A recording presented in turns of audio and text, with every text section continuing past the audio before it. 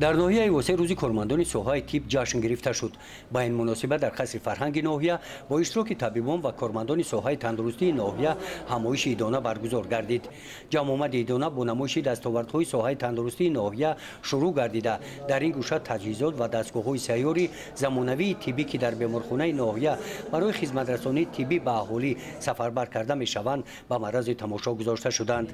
در قسمت رسمی چهاربینی جمع آمد تنتنوی بخشیده به روز طبیبان رئیس ناحیه واسه کارمندان ساحه تندرستی ناحیه را به روز کسبیشان تبریک نموده قید نمودند که در ناحیه 97 مؤسسه‌های تندرستی از جمله 8 بیمارخانه‌ها، 69 عدد مؤسسه‌های کمک اولیه طبی و سانیتری، 9 عدد مرکزهای مخصوص گردانیده شده و 11 عدد مرکزهای خصوصی موجود میباشند.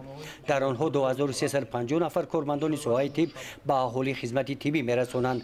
رئیس ناحیه واسه در جنبستی برآمدشان از نام طبیبان ذکر نمودند که کارمندان ساحه تندرستی در اجرای وظیفه‌شان منبع نیز صادقانه با چهره کشاد و مناسبت غمخوارانه همچون وارثان اصیل سینا به اهالی خدمت میرسانند. زیرا رشد و آبادی دولت و کشور عزیزمون به سالمی اهالی وابستگی کلان دارد.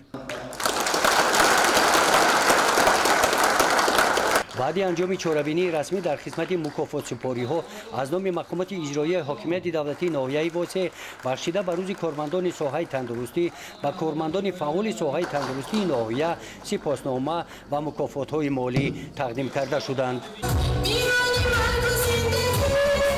چهاربینی ها بخشیده به روز کارمندان ساحه تندرستی با برنامه کنسرتی جنبست کرده شد. گزارش خواجه نظریف خدای نظر ظهورف از ناحیه واسه برای برنامه اطلاعاتی نوید.